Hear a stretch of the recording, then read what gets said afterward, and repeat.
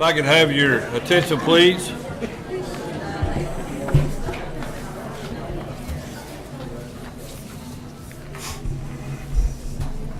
First of all, I'd like to recognize our pianist tonight. That's Catherine Jarrett. She's the FHS choir accompanist. So thank you, Catherine. Well done. I'd like to welcome you to the Forney ISD Board of Trustees meeting and call this meeting to order at 6:32 p.m. Would like to make an announcement that since we're now over 10,000 kiddos in Forney ISD, the TEA says we're going to put our school board meetings on our website. So for those of you that didn't know, we're on candid camera. So do your best not to be the next YouTube video. That's part and parcel of the process. So once again, we do have a quorum present. The meeting has been posted in the matters prescribed by law. I'm going to introduce our pledges.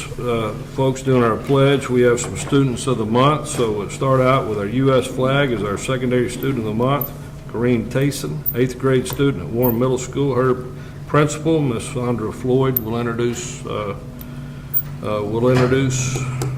that student. And then for the Texas pledge, our elementary student of the month is Gianna Groshans, 6th grade student at Johnson Elementary School.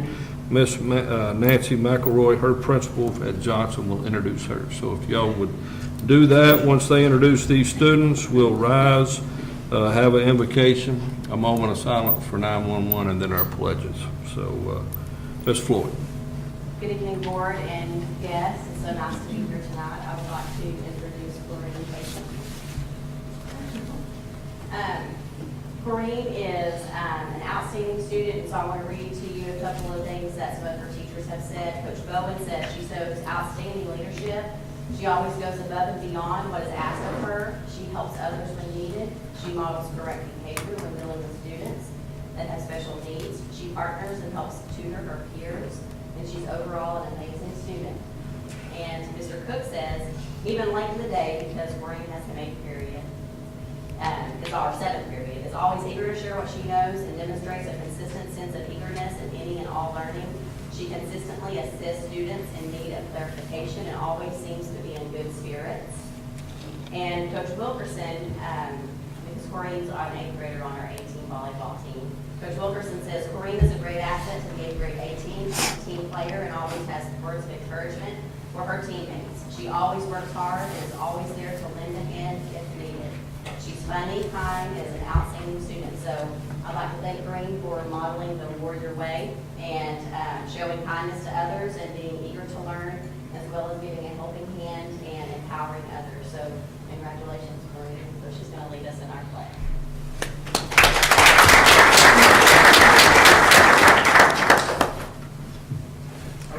No, we're going to introduce them both first, if you will. Thank you.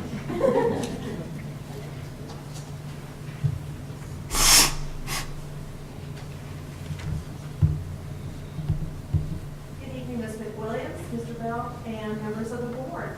It is my pleasure to introduce our Johnson Elementary student of the month. This is Gianna Groshans. She is a 6th grade student on our campus, and she is the daughter of Bradley and Melissa Groshans. She also has a sister, Sophia, who is a freshman at Forney High School. According to Gianna's teachers, Ms. Kelly, Ms. Derrick, and Ms. Hopkins, she is by definition a great student. She is very thorough in her work, eager to learn new things, and contributes to the benefit of the learning environment. She is a great leader among her peers, and the classroom benefits from her presence. Her sweet demeanor and thoughtful attitude toward others will take her very, very far. Gianna always has a smile on her face, and her joy for learning and life is contagious. Gianna is very busy outside of school as well. She is a dancer on Mondays and Thursdays. She's at rehearsals. She's been focusing on ballet for many, many years, but she's now branching out into tap and jazz, modern, and hip hop, she tells me. She is going to start working on point ballet this year as well, so she's really excited about that. Gianna has an interest in movie makeup and might be looking at that as a career later. She's going to check that out when she gets in the theater in high school. And she's also a volleyball player for the Divas. So this is Gianna Groshans. She is an excellent student, and we're very proud to have her represent Johnson Elementary tonight.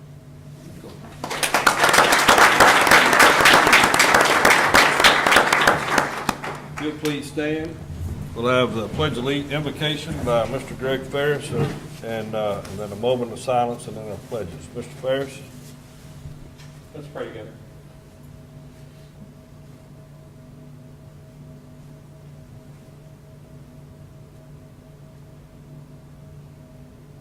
Heavenly Father, we thank you for this day.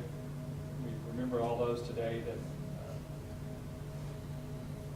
gave their lives so many years ago for our freedoms on this day, all those that have fought for us since then. We just pray that you'll be with all the families. This is an emotional day for many of them as they remember that. I pray that you'll be with us tonight, that we'll remember you and all the decisions we make, honor you. If you go through our agenda, we thank you for these families represented tonight, for these young ladies, and for their gifts and abilities that they share at school and all the lives that they touch every day. Pray for all their families as they continue to grow and mentor these young ladies as they grow up. Guide us tonight. All we ask in Christ's name. Amen. Well, once again, I'd like to just lead us in another moment of silence for the victims of 9/11. Man, let us never forget what occurred on September 11th, 2001.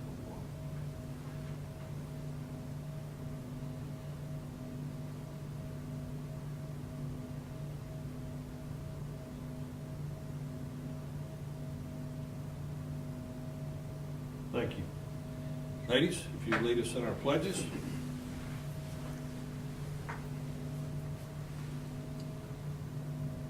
Pledge allegiance to the flag of the United States of America and to the republic for which it stands, one nation, under God, indivisible, with liberty and justice for all.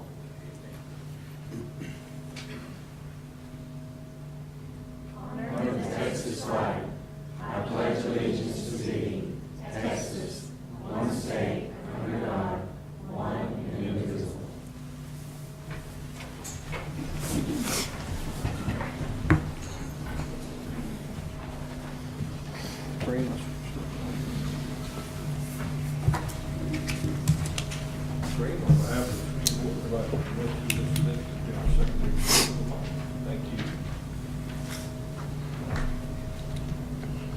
Congratulations.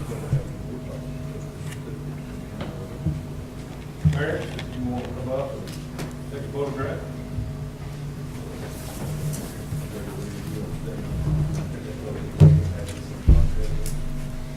Congratulations.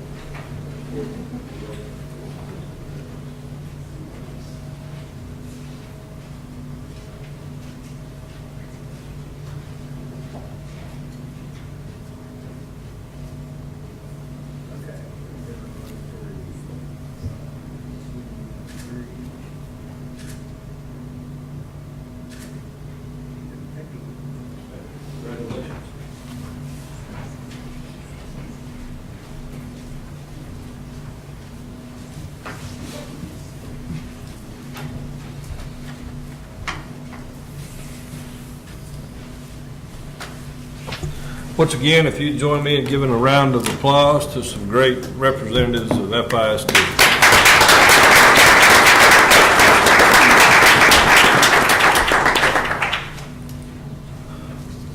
Moving on to item 6 is the public hearing of the School Finance Integrity Rating System of Texas, the first rating. I'll welcome Mr. John Chase, our Chief Financial Officer, to the podium, and at this time I would entertain a motion to open our public hearing on our first rating. So moved. Mr. Johnson, I got a motion, Mr. Johnson. Is there a second? Second. Second, Mr. Regan. Got a motion and a second. Any discussion? Hearing none, call for vote. All in favor say aye. Aye. All opposed, motion carries. Mr. Chase. Thank you, Mr. Bell. As you said, tonight we are here to talk about our financial integrity ratings that the state issues to school districts every year. This was in response to, I think it was 1999, that the legislature passed a law directing the Texas Education Agency to develop this system, and we've been tweaking it, living through it since that time. So the purpose of it is you know, as bullet number 2 says, is to ensure that school districts and open enrollment charter schools are held accountable for the quality of their financial management practices and to improve performance and management of financial resources. So the rating itself is divided into 15 indicators, and they can be kind of categorized into 3 basic areas: there's critical, solvency, and financial competency. The data that was used in our rating that we're about to look at was actually submitted to the DDA in our 2016 audit, so it's right a few years behind at this point, but or a year and a half, I guess. And so, and then finally, the actual number of points that can be generated or given on this rating is 100, and a rating is assigned the same as academic rating now as ABC or F. So just to kind of jump into it, the critical indicators these are the most critical indicators, and the reasons will be pretty obvious when we get into them. But any no answers to any one of these questions gets you an automatic failure of the system. So they're pretty serious. And so the first one is did we file our financial report on time within 30 days of the deadline? And in our case, we have to file by November 27th because we're a June 30th fiscal year end. And so, yes, we filed our report on time. So we've got the max points in that category. 2A and 2B are related, both related to the auditor's report to the school board. When they do our audit every year, the first one is, do we get an unmodified opinion? And that basically means that they agree with what we say our financial position is. They didn't have any disagreements with us on what our financial position was and how our financial statements were presented. And so, yes, we got an unmodified opinion in that case. And the second one is, were they free of reported material weaknesses in internal control? And we did not have any material weaknesses in our internal controls. The third indicator, the school is in compliance with payment terms of the debt agreements, and basically, do we pay our bills on time? And the answer is yes, we did that. And the fourth indicator is do we make our payments to the state agencies, teacher retirement, Texas Workforce Commission, Internal Revenue Service, and other governmental agencies as required. And we did make all of our payments timely in those cases. And then finally, in the fifth indicator, was there unrestricted assets, net accrued interest in the statement of net assets greater than 0, and they kind of give you a districts that have a 5-year, growth in students at greater than 10%, an automatic yes on this answer, because they know in certain circumstances that we're having to issue a lot of debt in order to build school buildings to keep up with growth. And so, our actual ratio was 13.6, and so we did get that full point from this, or a yes answer on that indicator. And next thing, in the solvency questions, I mean, these are just basically dealing with our cash flow and our cash position and other areas of solvency. And the first is how many days of cash that we have in current investments on hand to cover our fund expenditures. We only got 8 points in this case. And in order to get max points, they want you to have 90 days of cash on hand, and our calculated days on hand was 75 days. And so we got deducted 2 points in this indicator. Indicator 7 was a measure of the current assets, current liabilities ratio sufficient to cover short-term debt. Again, we got 6 points in this, so we got knocked down about 4 points in this category. Our ratio was 2.2 to 1. To get max points, it's 3 to 1. And again, it's when we get closer to that 3 months of operating expenses in our fund balance and in our cash flows and things of that nature, those points will go up to 10 as well. The ratio of long-term liabilities to long-term assets to support long-term solvency, we got 10 points in that category. So, everything was good there, except, I said something earlier about the enrollment increases. Because we're fast growth, we're going to issue a lot of debt to keep up with the number of students we have coming in. So, they recognize that. recognize that in order for us to keep up with that, our long-term liabilities are going to exceed our assets in certain circumstances, and so they give us the full 10 points here. Number 9 is that general funding revenues exceed expenditures, and as you know, the last at least 5 to 6 years, we've had a surplus budget, and so the answer to that question is yes, our revenues did exceed our expenditures. Number 10 was the debt service coverage ratio sufficient to meet current or required debt service, and this is just measuring, do we have enough cash on hand basically to make our current debt service payments, and the answer to that is yes, we did not default on any of our debt payments.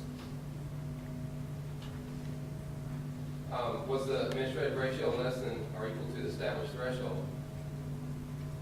Our threshold, I believe, is 0.1. I think our ratio internally is 0.06, and so we got max points on that. We do a pretty good job here with our administrative cost ratio. Next, number 12, did the district have a 15% decline in student to staff ratio? As you know, when we develop our budgets every year, this is something we focus on pretty hard. I mean, we show you what the student teacher ratios are, student total staff ratios, and just make sure that we stay consistent with that and monitoring that all the time, just to make sure that we're not growing our staffing at a faster rate than the students to support that, give us the state funding formula. So we got 10 points on that. And then finally, the financial competencies, these, number 13 is asking is, did our data that we submitted to TEA, was it within the variance that they allow as far as, did it match our audit report, and it did match, and so we got full points on that. Did the external auditor indicate annual financial report was free of material misstatements, non-compliance, we had no material misstatements, so we got 10 points on that. And then finally, did the district not receive an adjustment repayment schedule for more than 1 year state aid overpayments, and we did not have more than 1 year state aid overpayments that we had to make back. I'm not sure. I think maybe in 2016 we might have been underpaid a little bit that year, but you know, the last couple of years I know we've definitely been underpaid, so we got full points on that. So in the end, our actual points that we generated was 94. The prior year, I think we had 90 points, so we are getting stronger financially. As you know, we've been building our fund balance, and we've got our fiscal house in much better shape over the last 5 to 6 years. That's a superior rating for the financial rating system. And if you guys have any questions, I'll be happy to answer. All right, then, we've heard the report concerning our first rating from Mr. Chase. Any questions by the board concerning our first rating? Hearing none, this is a public hearing, so at this time, anyone from the community, from the audience, like to address the board and ask any questions concerning our first rating, you're welcome to the podium. All right, thank you. Thank you, Mr. Chase. This time, the chair would entertain a motion to close the public hearing. So moved. Mr. Andrews, is there a second? Here. Mr. Ferris, got a motion and a second. Any discussion? Hearing none, call the vote. All in favor say aye. Aye. All opposed? Motion carries. Moving on to item 7 of the public hearing for the 2016-2017 tax rate. This time the chair would recognize Mr. John Chase, our CFO, back to the podium. At the same time, I would entertain a motion to open our public hearing for the tax rate. So moved. Mr. White, got a motion, Mr. White, is there a second? Second. Second, Mr. Johnson. A motion and second discussion. And now call for the vote. All in favor say aye. Aye. All opposed? Motion carries. Mr. Chase. Thank you, Mr. Bell. Just by way of introduction, just want to go back to the budget process that we adopted up to this point to get to our tax rate hearing tonight. On June 26th of this year, we had our public hearing to adopt the budget. Had that hearing, shortly after the hearing, we adopted our budget.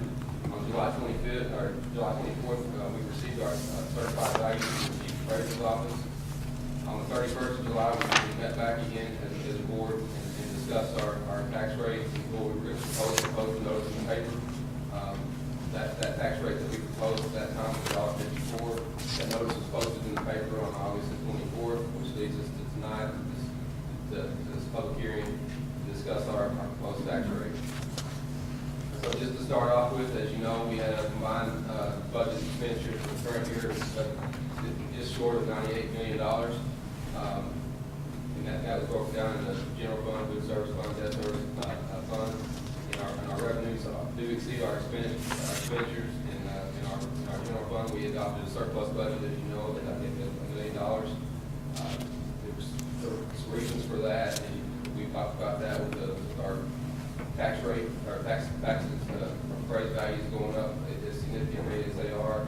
When those start flattening out and over time again, our surpluses, budget that we're adopting at this point will actually start leveling back off from our state aid and start going back down and get that surplus. And again, we had in our debt service, we're budgeted surplus a little $2 million on that. And part of the reason for that, as you know, is we have a non-traditional fiscal year when it comes to our debt service repayment schedule, in that we levy and collect taxes in 1 year. We don't make our final debt service payment for those taxes that we're levying and collecting until the following August. So that's the reason why we carry surpluses in that category as well. As I mentioned, we proposed a tax rate of $1.54 on that July 31st meeting. That's the same tax rate as we had the previous year, so there's no changes there. And just to kind of give you a rundown on our property values for this year, as you know, we're expecting, or did have, a 15% increase in our property values. And over time, over the last 5 years, you can see that we've had some pretty significant increases in our property values. The 1 year, 2015, I've got an asterisk by that, and it shows that we only grew 3.4%. In actuality, it was closer to 7%. That was the year that we had to give that additional homestead exemption. So if you put that back into the mix, we actually really had almost a 7% increase that year as well. So pretty significant increases over the last 5 years, particularly. I would point out, though, one thing that might be different for other taxing jurisdictions other than school districts is that doesn't necessarily translate into a whole lot of additional revenues for a school district, because the state funding formula is such that for every additional revenue, or the more wealthy we get property value wise, the less they on a per pupil basis they send us. So as we get wealthier, they send us less. I mean, it's just, you rely more and more on the local effort to fund your school system, and so that's kind of what's happening with us. It's not like we're having these big, giant increases in revenue that we're going to have, and if we do have some, as I mentioned earlier, it's going to be short-lived and it's going to reverse itself over time. So I just wanted to point that out. Home values over the last 5 years have increased significantly as well. It's tracked pretty well, the same line as our total property values in the district. In 2013, we had our average home value taxable at that point. I think that's actually average home value. That's not taxable, but it was almost $157,000, and now it's up to $225,000 in 2017. So pretty significant increases over the last few years, and the home market has definitely gotten a lot stronger than it had been previous to that. Which brings us to the tax rates comparison from last year to this year. If you just look at what the average taxable value was last year, it was right at $167,000 at a tax rate of $1.54. That was $2,566 worth of taxes that was due on that average property. This year, the average property again would be maybe $187,000 at the same tax rate. You would have a tax bill to $2,886. So it's a net increase of $320. Again, I'd say I would point out that a lot of that has to do with the way state aid works. It's not that like we're going to be getting a gigantic windfall on this.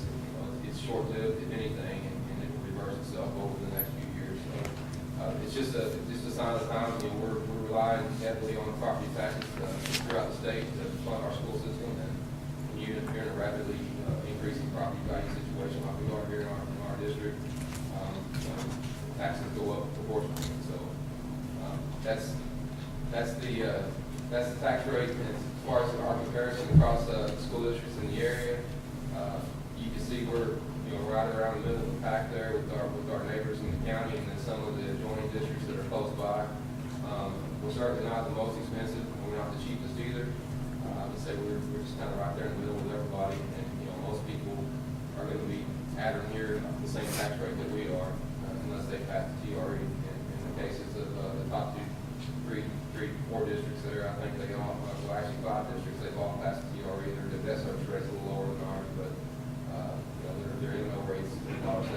So, you know, more and more, you'll see districts over time, I think, with the state's reliance on property taxes in order to achieve additional revenues. That's pretty well where a lot of districts have left these rates in order to generate those funds. So that concludes the tax information that I have to present tonight. If you've got any questions that specifically you'd like to ask, I'd be happy to answer. Mr. Chase, any questions by the board concerning the 2016-2017 tax rate? All right, hearing none, anyone from the public, this is a public hearing, anyone that would like to ask a question concerning our proposed tax rate? All right, thank you. Hearing none, at this time, the chair will entertain a motion to close our public hearing. Make a motion, we close public hearing. Motion, Mr. Ferris, is there a second? Second. Second, Mr. Andrews. Got a motion and a second, any discussion? Hearing none, call for vote, all in favor say aye. Aye. All opposed, motion carries. Moving on to item number 8, recognition and acceptance of donations.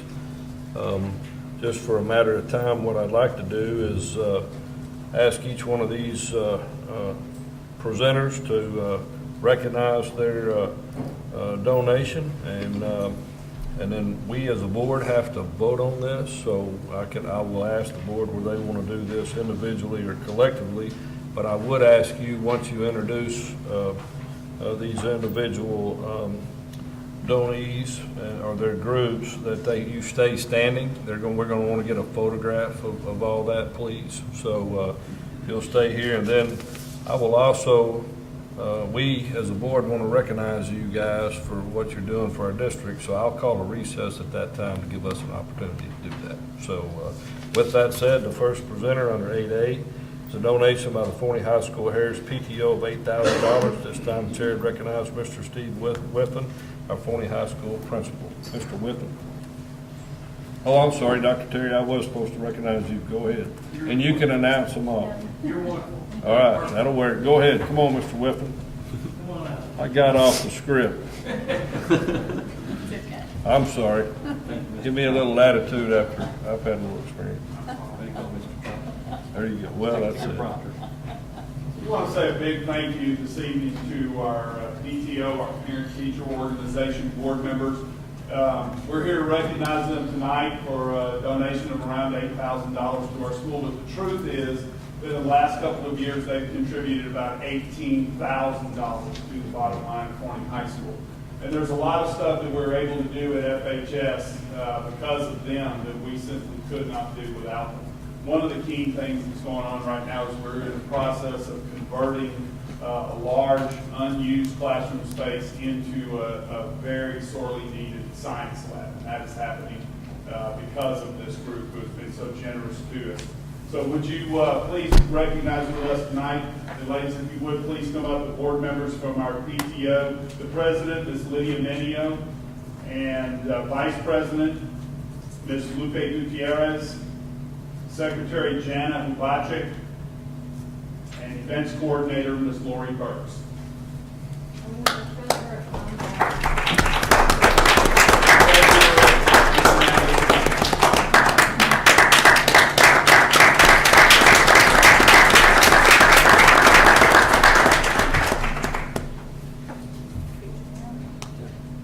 Amanda's also going to be joining us. She'll be coming to work for us in a couple of weeks. She's going to be our post-secondary coordinator on campus as well. So we're really, really pleased to have her on board in several roles.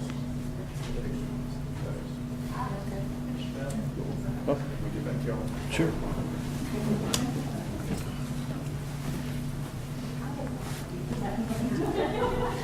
We'll wait. Maybe your hair is this.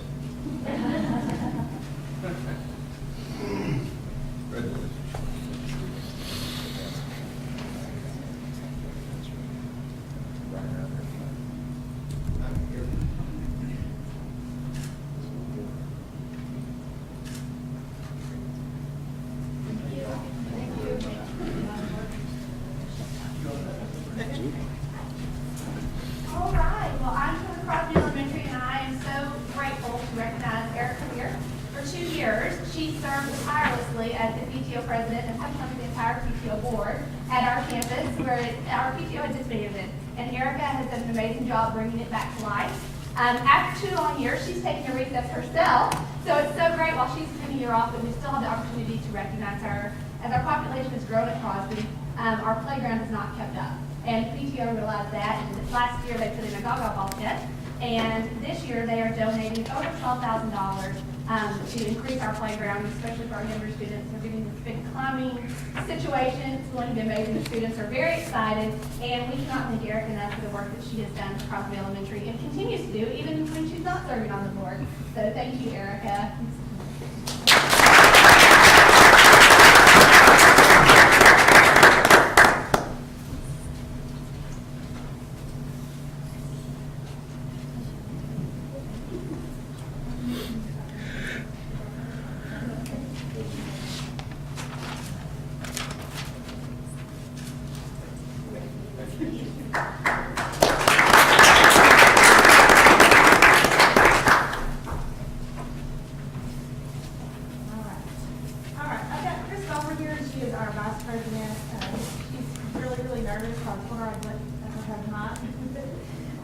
Our PTO has volunteered tons and tons of time and lots of money.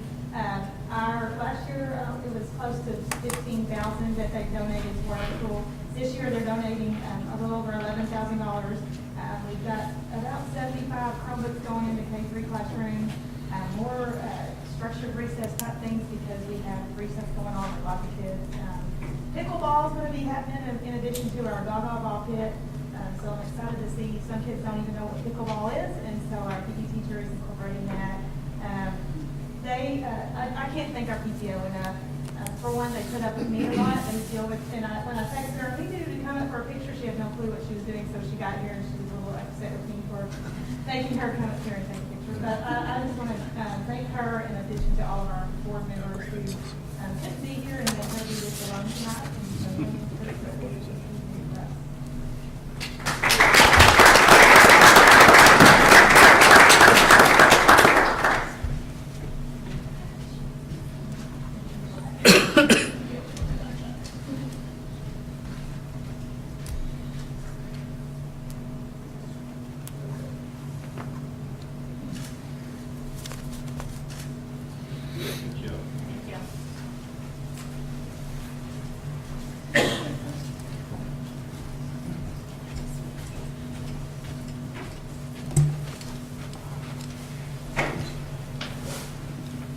All right, on items A through 8A through C, at this time the chair would entertain a motion either collectively or individually to accept these donations. Mr. Bell, I make a motion we accept the donations collectively. All right, got a motion by Mr. Johnson. Is there a second? Second. Second. Reagan, Mr. Reagan. I got a motion and a second. Any discussion? Hearing none, call for a vote. All in favor say aye. Aye. All opposed? Motion carries. Well, thank you again, ladies, for all the work that you've done to donate this much money. Looks like it's about almost $32,000. So, though we're required to do this by law now, we certainly should have always been doing this to recognize these PTOs, hair raisers, principal funds, whoever was doing the job of raising this money. It's a lot of work selling that cookie dough and kites and books and you name it, and we recognize that. So thank y'all for providing that latitude. What I'd like to do, Larry, is to get all those principals and these volunteers back up. And let's just take one more group photo with all of them. And with that, while we're doing that, we'd like to personally recognize you. So we're going to take about a 5-minute recess. So we are in recess and it's 7:06 p.m.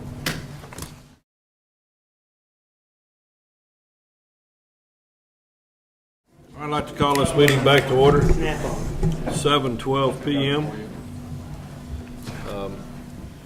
I was notified by Mr. Coker no one came to ask to speak to the board tonight. And so we'll move on to item number 10, reports.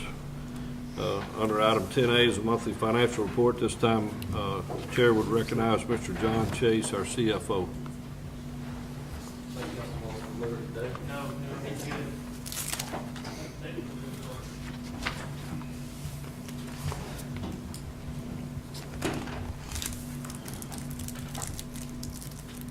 The financial report was included in your board books for the month ending July 2017. This is the first year of operation, so that everything that you see in the July column will also be in your year-to-date column for this month. But to start off with, we had just short of $500,000 in revenues for the month, and about $2.8 million worth of expenditures. You know, because of the way we accrue wages and those wages we're paying the teachers July and August, they don't show up as expenditures. The cash flow is, we're sending the cash out the door, with the expenditures are already been recognized on the books as of June 30th. So that's why that expenditure balance is kind of low this month. Again, year to date, we just under $5 million, which is 1%. That's pretty well consistent with what we had last year at the same point in time. Again, the expenditures were $2.8 million or 4%, which again, that was pretty consistent with what we had last year at the same point in time. When we get to the debt service section, we had $180,000 worth of revenues. Again, that's mostly property taxes. I guess there is some interest earnings that we have that month, but majority of it is property tax collections for delinquencies. Total debt service expenditures for the month is $1.3 million. This is a little higher than we normally would expect to see this month. The main reason for that is that we had a bond refinancing that we did that settled on July the 5th, and that's why you'll see in that other resources category, the other uses category, where we paid the bonds off with the new bonds that we sold, and so those resources and uses kind of just balance each other out more or less. We did have some accrued interest that we had to expend, and some closing costs on that bond refinance transaction, and that's what that $1.3 million represents. Year-to-date revenues is $108,000, again, 1% of total amount estimated, which is consistent with what we did last year, and 1.3 million again, which is 8%, which that was a little higher, but we did have that bond refinance is the reason why that's higher. So cash and investments in general fund, food service, debt service, capital project combined for July 31st is just over $34 million. So if you have any questions, I'll be happy to answer them at this time. Any questions concerning the monthly financial report? All right. Thank you, Mr. Chase. Moving on to item 10B is the master planning update. This time the chair would recognize Dr. Justin Terry, our deputy superintendent. Thank you, Mr. Bell. We apologize. We are actually in the process of getting our new badge system installed here, and I think as they were here today, we knocked out a little bit of our technology here, so with our sound system. So I'll try and speak up, and I know Carrie will as well. Wanted to come to you tonight. This is actually the first of many updates to come in our master planning process. And so I wanted to just kind of give you a little bit of an update of where we were at. We will try to make this more of a monthly occurrence over the next at least fall semester. And then we will move probably more into a construction update over the next 12 months following that. So just wanted to briefly remind you of where we have come from. If you do recall, we started this process of master planning in May of 2016, if you can believe that. It's been a while. And that's when we began the partnership with Huckabee in our master planning process. We've started over the last year working through our community, parent, teachers, administration. A large committee came together called the Renovation and Design Committee, and they really looked at three different areas. One was the instructional vision, our next level of visioning for Forney ISD. We've now termed that Forney Focus 2.0, as well as our educational model in general and where we are at with that and where we want to move. As you recall, back in June, we adopted the idea of moving forward with a 5-6 and intermediate model and transitioning to that over the next few years. And finally, looking at our capacities and growth and how it is that we would manage this growth from our facility standpoint and fund those. And so I wanted to just give you a brief update of where we're at with these three things as we move forward tonight. I'm going to give you an an update without me talking, if that's okay, on 40 Focus 2.0. If you didn't know, number one, I gave you a handout in case you have forgotten what this looks like, but this is what you adopted back in May of 2017. And as you watch this video, hopefully you'll see many of these things begin to come to fruition. This is our progress towards our 40 Focus 2.0 vision as of this summer, really, in the start of school. So watch our update.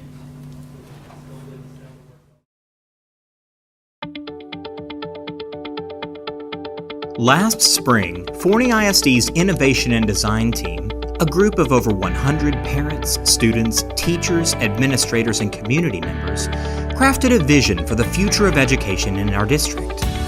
That vision has come to be known as the Forney Focus 2.0 Plan for the Future.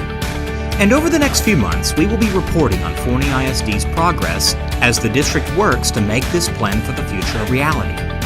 In this update, we will be talking about STEAM, Forney ISD's new focus on science, technology, engineering, the arts, and mathematics.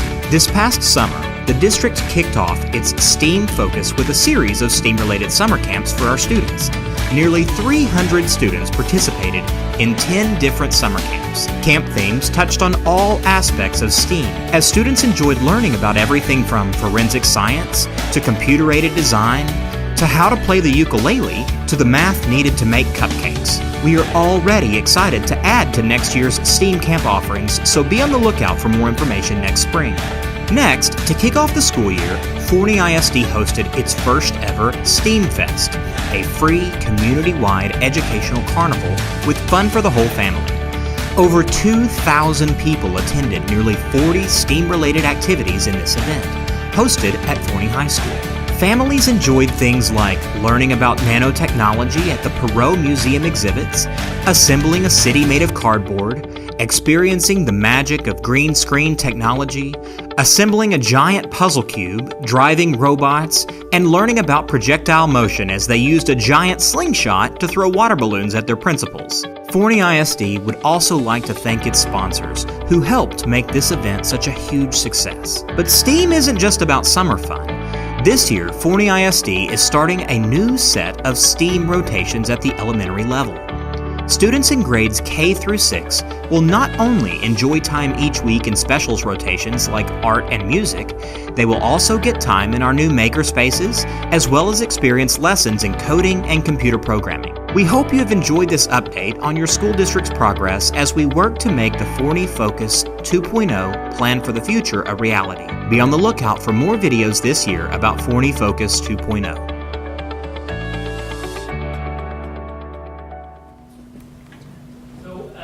We are planning to, as you can see, that wasn't directly, the communication wasn't really directed for you, and that was very intentional. Our goal is to bring to you some updates throughout the year of where we're at with all three of these things, and share them with you as a board first, and then begin to put that information out to our community to let them know of our progress as we move forward. So, can I answer any questions about our progress towards Forney Focus 2.0 or some of the things that you've seen so far? So moving on and into our educational model and facilities, just as a reminder, we started with this as a master planning approach. This was shown to you back in May of 2016, and I'm excited to come to you tonight and tell you that we have made it through 1, 2, 3, and 4, and we are now engaging in the design build process. And so tonight I just wanted to share with you a couple things, but mainly invite Carrie Randy from Huckabee to talk to you just a little bit about the beginning of what that design process will look like. Before I do so, I really wanted to talk to you about really what, as a school district, we are looking at over the next 2 years from a conversion and transition to an intermediate school setting, as well as the expansion of 2 of our elementaries into intermediate schools. And so if you'll just take a minute and look at what you see on the screen, if you'll look at the top, you'll kind of see that is more of the design build overview, and that is truly a high-level overview. So we are in the process this fall of planning and designing with Huckabee, and then we actually look to begin construction as early as this summer, if you can believe that. And if everything goes as planned, and that is the day after we release, we begin construction on some of the larger facilities, or some of the infrastructure of those two facilities. In the fall, we would then begin on the expansion towards the classroom setting itself, with a continued construction throughout the spring and maybe a late spring finish and completion of those facilities. Then we would take the summer of 2019, renovate some of the existing facilities, some of our small furniture and facilities into larger furniture and facilities. And then finally, our goal being right now to open those two campuses in the fall of 2019. If you look down at the bottom, we also want to keep you abreast of a lot of the information and the processes that we're going to have to go through as we begin to look at converting to a intermediate 5-6 educational model. And so if you look at the bottom, you'll see a little bit of the high-level discussions and decisions we're going to have to make as a school district. So starting this spring, we would begin having the discussions about personnel and what that looks like. If we have 5th and 6th grade teachers currently located at our K-6 campuses, and what that process is going to be to really staff our 5-6 campuses moving forward, even into the campus leadership. We would look to continue that process of personnel spring, summer, and then into the fall of 2018. Finally, in 2019, we would look at realignment of our transportation routes and finalization of our attendance zones. And then finally, classroom resource distribution in the summer of 2019 prior to the fall. Obviously, we've got a lot of resources throughout the district, not just our people, but many of our classroom supplies that will have to be redistributed to make this conversion complete. Specifically this fall, just a couple things I wanted to give you a heads up on. If you look in the red, that's really focuses on the school board themselves and some of the things that you will be looking toward throughout October, November, and December. First off, again, we will keep an upcoming master planning update on each of our agenda items over the next 3 months. In November, you can look forward to a finalized demographer report that we will have Templeton demographics here to present. And then that will be based on much of our, I think, fall enrollment numbers as of October 30th in snapshot. We're hoping to have those updated at that time. And then finally, in December, if you can believe this, we will bring to the school board a design and schematic and budget, for your approval so that we can look forward to bid processes in the spring. So that is really the school board. If you look down below, what I'd like to do as well is keep you abreast of some of the things that are going on and the research going on behind the scenes. So what you see in the yellow are a lot of the things that we will be doing administratively with the leadership teams, with some of our committees. And if you'll look, we will actually begin in December researching the attendance zones with our demographers. And a lot of that early discussion is going to be very high level, but more than anything is going to be focused on our reprogramming. In other words, we have special education units, we have dual language, we have a lot of specialized programs that are going to need it to find a new home in some cases. We also have to determine what types of things we would do with our dual language program that is currently in a K-6 model. So this is kind of a very high-level overview of the next 2 years and what we are going to face together in the school district. Some exciting times ahead, also some big decisions ahead. But we will try and keep you ahead of the conversation as much as possible, as well as keeping our community abreast of some of this communication. So our plan as we walk forward with this is to have a communication plan to support this with our stakeholders as well. At this time, I'd like to invite Ms. Carrie Rand up to give you also an update of some of the design committees and processes that we've already been involved in over the last few weeks. Carrie? Thank you. Good evening. So I wanted to give you an update on where we are with the planning process for these two projects.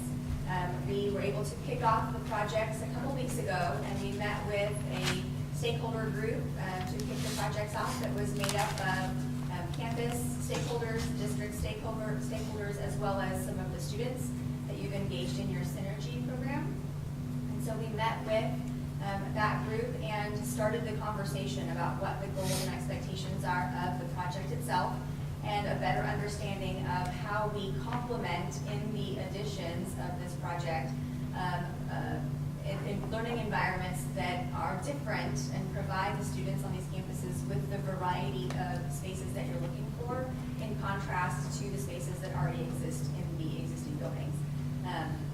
We looked at different projects across the state to talk about different ideas and different concepts that might resonate with the district, as well as started to heavily populate a Pinterest board that represented images that y'all feel like you want your learning spaces to look like. And so it gave us a lot of feedback and a lot of information for us to run with to get started.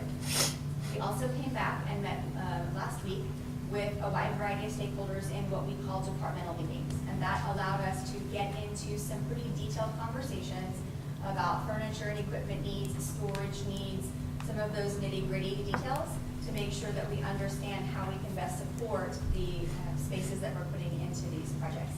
And so in this process, we want to make sure that we can focus in on the capacity driver for the need for these projects. We also understand the programmatic needs of a conversion from an elementary into an intermediate campus, and then want to make sure that we align with your instructional model and belief system so that we can provide the variety of learning environments that you want for your students. We are going to Georgetown, Texas tomorrow to tour an elementary school that just opened and a middle school that will open in a couple months, to take a look at in more detail those particular facilities and some of the spatial relationships that they have. We will also meet with their principals to get some feedback and insight from them as to the relationship of the built environment to their particular instructional goals, and how we can provide some of that insight and bring that to this process. And then we will finish up the day with a work session to wrap up the planning process and really hone in on the scope of work for the project to make sure that we can address those major drivers that are driving the projects. So that's okay. Just really excited about the process we've been through already with the innovation and design team, and now we've got some committees put together to really begin to take that information and put it into play in the best way possible for our students, and bring to you hopefully a great design throughout this process. So I'd be happy to open it up to any questions that you may have about either the conversion over into an intermediate facility or educational model, or the process of design build that we're about to engage in, or any questions you may have from here. Any questions of the board concerning the design process, or the embedded design team, or design build process we've seen, calendar, what have you? It's working, but can you go back to your slide there, a couple of back? Yeah, right there. The personnel transfer process, is that, am I reading that right? Is that a 2-year process and mostly planning? Staff isn't going to be moved until 19. Exactly, yeah. So let me clarify. Thank you for that, Mr. White. So we'll begin the discussion of what that process might look like in the spring. Right now, we're probably not going to roll any communication out on finalized plans or anything like that till probably the fall, or maybe even into the spring. We want to be sure that our staff's prepared for the move, so that they can go through some professional development, some of the instructional design, over the next year of what their facility may offer them that maybe they don't currently have. And so we want to make sure that they get time for that. But probably we're looking about a fall 2018 discussion about that as a whole for our school district, and the staff wouldn't actually make the transfer until the fall of 2019. And this is all draft form. Right. Thank you. Yes, sir. Any other questions concerning the calendar of the process? Thank you, Dr. Terry. Yes, sir. Moving on to item 11 is consent agenda. Item A is the minutes of July the 31st, 2017 regular meeting. B is the annual review of our investment policy, CDA local, other revenues, investments. Item C is to approve a budget amendment. D is to approve the 2017-18 District of Innovation Committee members. E is a request for maximum class size waiver exemption. And F is the approval of security guard services. The chair would either entertain these collectively or individually, whatever the board's pleasure. I make a motion to approve the consent agenda collectively. Motion, Mr. White. Is there a second? Second. Second, Mr. Andrews. Got a motion and a second. Any discussion? Hearing none, call for the vote. All in favor say aye. Aye. All opposed? Motion carries. Moving on to item 12, considered agenda. Item A is consideration and possible approval of a resolution of early redemption of bonds. At this time, the chair would recognize Mr. John Chase, our CFO. Mr. Chase.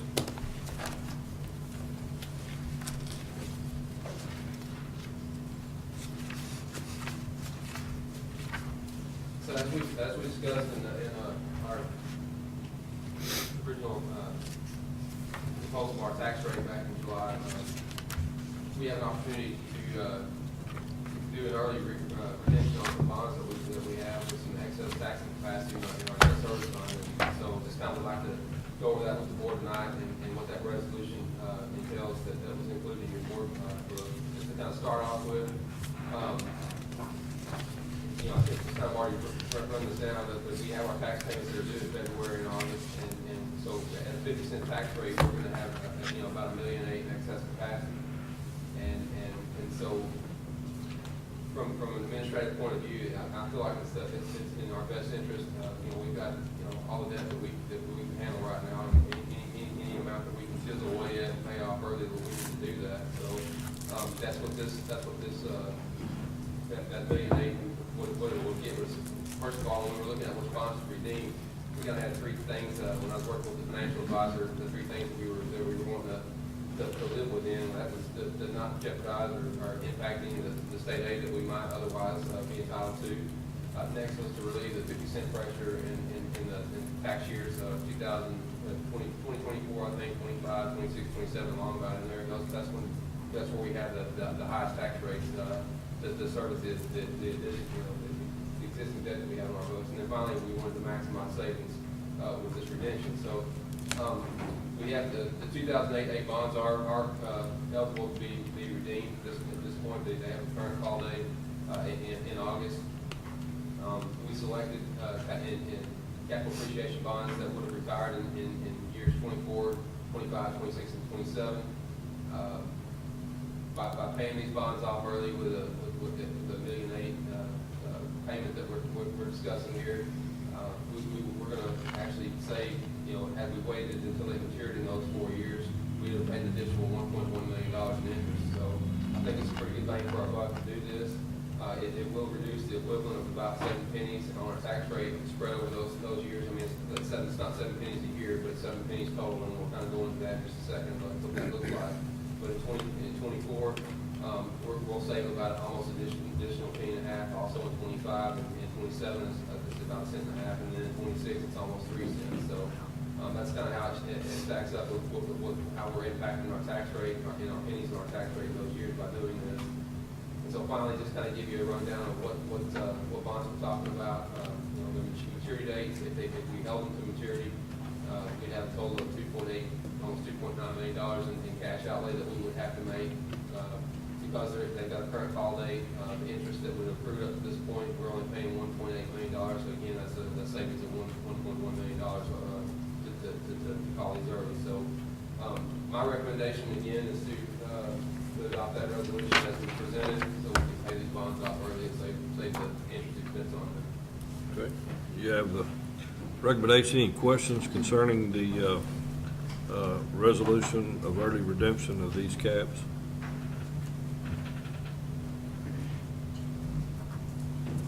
Well, certainly, it's. I just have an observation, but when you can save $1.1 million on a $1.8 million debt in a matter of 4 years, that's some pretty expensive debt. So that's a good use of resources, of funds to do that, so good deal. Ms. Williams, you have a recommendation concerning this resolution? Yes, sir. I'd like to just say also how proud I am of the progress we've made on paying down our debt. I think I want to commend John and our financial advisors. They've worked very hard to pay down our debt, and we're making great strides, and I'm really proud of that. So I'd like to ask the board to approve the resolution for the early redemptions of bonds as presented. We have a recommendation from administration to approve the resolution of early redemption of bonds. Any questions concerning that recommendation? Hearing none, the chair would entertain a motion. So moved. Motion, Mr. Ferris. Is there a second? Second. Second, Mr. Johnson. Have a motion and a second. Any discussion? Hearing none, call for the vote. All in favor say aye. Aye. All opposed? Motion carries. Moving on to item 12B, consideration of possible adoption of the 2017-18 tax rate. Chair would recognize Mr. John Chase, our CFO. Mr. Bell, we had our tax hearing tonight. We pretty well thoroughly went over the tax rate of $1.54 that was proposed back on July 31st. Our recommendation is that we adopt that tax rate tonight at $1.54. If you notice in the background information, there is some curious language that the state requires us to use when adopting this tax rate, and it has to do with the effective tax rate calculation. And again, as I pointed out during the hearing, our effective tax rate is actually $1.39 $1.39.4, I guess, or $1.39.5. But it doesn't take into consideration when you calculate that tax rate the impact of the state aid. We have state aid when our property values do increase, and so while our effective rate is lower than what our tax rate that we're proposing is, and we are collecting more money locally, we're also getting cut state aid proportionally over time for this as well. So I just want to point out that we are levying a 50-cent tax at $1.54, or we will. That's what we're proposing. It will bring in more money because our tax appraisals are going up, but that doesn't necessarily always translate. It's going to be more money per student. So in order to adopt that tax rate, the sample language that we have there tonight is listed in the last line of the agenda there, but it basically says that I move the property tax be increased by adoption of a tax rate of $1.54, which is effectively a 10.8% increase in the tax rate. So that's our recommendation. I'd be happy to answer any questions if you have any. Any questions concerning the recommended tax rate? Ms. McWilliams, you have a recommendation, please.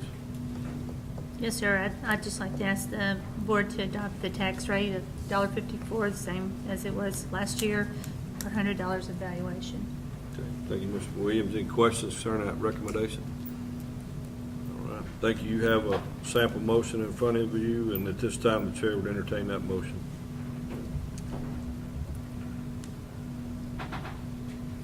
Mr. Bell, I make a motion that the property tax rate be increased by the adoption of a tax rate of $1.54, which is effectively a 10.8% increase in the tax rate as recommended. Got a motion, Mr. Johnson. Is there a second? Second.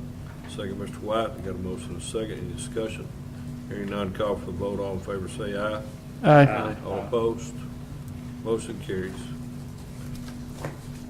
Moving on to item C, consideration of possible approval of the contract with Powell and Leon. At this time, the chair would recognize Mr. John Chase, our CFO. As the board is aware, we use Powell and Leon as our bond counsel for all of the last 3 years that I've been a part of them here in the district.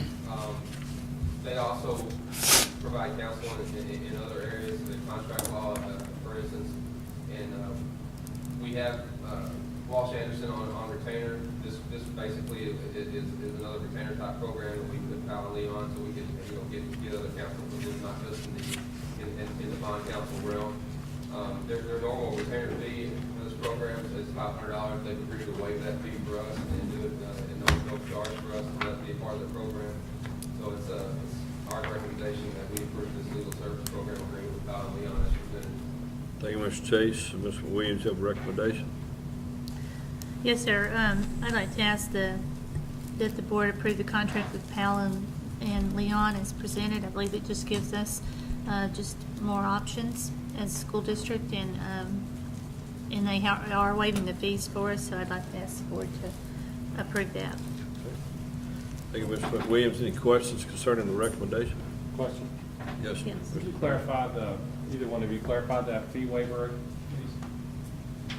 So it's like a retainer, you know, when we Walsh Anderson, we have them on retainer, I think for the year, they charge a fee for us, and we basically get a phone, you know, when we have a question, we call them on the phone, they'll give us their legal opinion, generally at no cost for that first phone call. If it requires, you know, more information, things, draft letters or anything like that, then there is a charge, and those fees are stated in that agreement that you see that you've been presented with. But those fees that are in there are pretty well standard with the industry, I think, and as far as I can tell. And but that's pretty well how the retainer program works. Thank you. Any other questions? All right, hearing none, you have a recommendation. This time, the chair would entertain a motion. Mr. Bell, I make a motion the board approve the contract with Powell and Leon as presented. Motion, Mr. Andrews. Is there a second? Second. Second, Mr. White. You got a motion and a second. Any discussion? Hearing none, call for the vote. All in favor, say aye.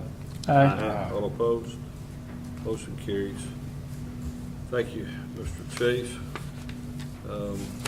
Moving on to item D, consideration of possible approval of contract with Huckabee Incorporated. At this time, the chair would recognize Mr. John Chase, our CFO. Thank you, Mr. Bell. As you know, last board meeting, we did approve proceeding forward with Huckabee and Associates on this intermediate school positions for both Gray and Smith Elementaries. After the meeting was over, we began negotiating the final points of the contract in the OFD and the like. And so what you have before you tonight is a standard AIA document that for architects. There has been some slight modifications to it. It does, the fee for the service is 7.25%. That's found, I think in the initial write-up, I put in section Article 11, I meant 7, it should be Article 11 is where that fee is actually specified. And then one clarification, I think that was in section 6. The construction managers, the fee that we're going to pay them, they're going to exclude that from the calculation. So whatever we pay, Gallagher for their management fee, that won't be part of the cost of the scope of the work, but it'll get included before that 7.25% is provided. But besides that, they do have reimbursable expenses that will be over and above that. That's to some degree, fringe costs and things of that nature. And there are some additional services for civil engineering and landscaping design that generally are outside the scope of a normal architect contract that we would have to pay for. So our recommendation is that the board approve that contract is presented. And if you have any questions, I'm happy to answer. Okay. Any questions by the board concerning the contract? I've got one, Mr. Bell. Mr. So in the Andrews.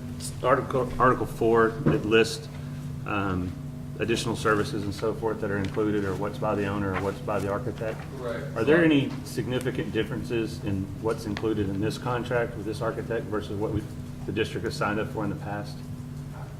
I really haven't analyzed the one that we've done in the past with other architects, but this is the standard language that's in the normal AIA documents. I think we sent this over to an attorney to review it to make sure that the language was such that it wasn't putting us in any negative light or anything like that. And they have reviewed it, and other than the few little minor changes here and there, and that fee calculation, that's what they were comfortable with us approving that. So. There was just a couple of things that I thought that may have been part of the basic services, the BIM, the lead. When we discussed that, we discussed those items specifically in that BIM. They have a software that they use that was modeling. We kind of had an opportunity to look at that, and that's their standard software that they use. So we're not going to get build anything extra for that. I'm not sure exactly that part of the contract, what specifically that was addressing, but the way they do that, the software that they use to model those projects, they're not going to charge us anything additional to what we've already seen. So, give just a further clarification on them. It's actually, they keep that out of the contract intentionally for legality purposes, and be glad to answer any questions that you may have on that as well. But there wouldn't be any additional fees associated with, I think, specifically that bill concern that you And as far as the lead goes, you know, as I understand, the lead certification is a pretty significant process to go through to go, you know, and get certified through the agency that grants those certifications. And so, you know, I think if we choose to go down that route and build a building to get it LEED certified, you know, there's, you know, quite a substantial cost really that's associated with that. But, So we don't necessarily have a goal to get LEED certification. Okay. not at this time. Any other questions? John, I just had a couple. I noticed that in there, we weren't doing detailed cost estimating, and I'm not sure the definition of that, but I'm assuming we are doing budgeting. Somebody's gonna have to set a budget for this. I saw it in one of the slides, so that's included. So when we've kind of done preliminary work on this, on just estimating the cost of these projects, you know, we've been in close contact with Gallagher Construction Services. Bond's been very helpful in that regard, and I assume that they're going to be the ones that's going to take the lead and help us with the cost estimation on that. Certainly, Huckabee will have some input on that, but you know, we'll have both our construction manager and agent working on that. You know, they've got a pretty good head for what costs are, and they're going to be helping us, you know, design the contracts and put them out for this, you know, the contractors to bid on. And ultimately, we'll bring those back to you guys to approve in that agent arrangement that we do here. But certainly that's my understanding. You guys want to add an opportunity? Yeah, just a couple things. We're going through over the next few weeks some very initial design processes right now, as you heard from Gary just a second ago. As soon as that's over the next few weeks, we'll be turning that over to Bond to give us a little bit of some better estimate of what this cost may be. And so, do we have just an estimate? I can't remember on the timeline. Gary Redmack just showed up as well, our principal. Of just where we think we might hear back on some estimates, very high level estimates. 2 weeks, 3 weeks, you know. Yeah, so my question is, though, they are going to do budgeting and assist in that process.